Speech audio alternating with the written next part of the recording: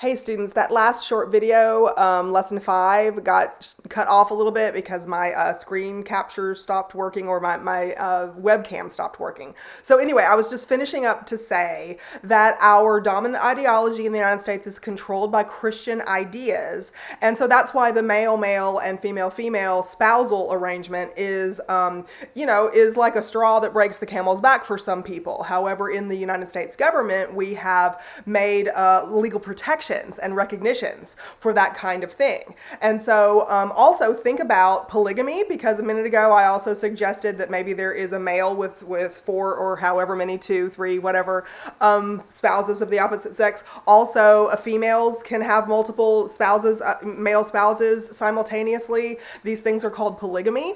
And yes, females have multiple spouses simultaneously. There's several examples around the world.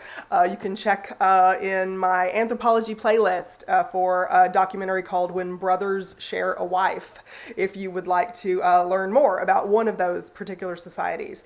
But anyway, my point is that if these things sound completely undoable to you, if you're saying, oh, hell no, I can't do that kind of thing, well, it's because in our socialization process, our learning about how to be and exist and believe in our lifetime comes from that dominant mega macro social structure and that Christian ideology. Other societies like Saudi Arabia, that I've used so often as an example, use Islamic ideology. So guess what? Polygamy is part of the general social schema there. And it's not seen as unusual because the Quran and the Hadith of the Prophet allow for, they have specific rules for males to have multiple spouses. I believe it's up to 4. It's 3 or 4 wives simultaneously. I will have to refresh my memory. You can look that up. I think it's 4 maybe, wives, up to 4 in a lifetime.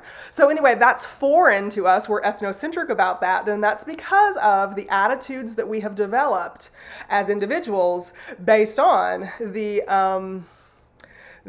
socialization process we went through, and that's what creates the prejudice and discrimination in an individual, and because prejudice exists in the design of social institutions, such as in this example, marriage. So we'll talk about other social institutions, like patriarchy is the one we're going to talk about next, that affects so many countries worldwide, not just us. And we'll talk about how that affects micro-scale lives. So we're going to make that connection between the macro and the micro, because the socialization process, or excuse me, the sociological imagination is what we're really going to focus on between now and the end of the term. So text me with questions.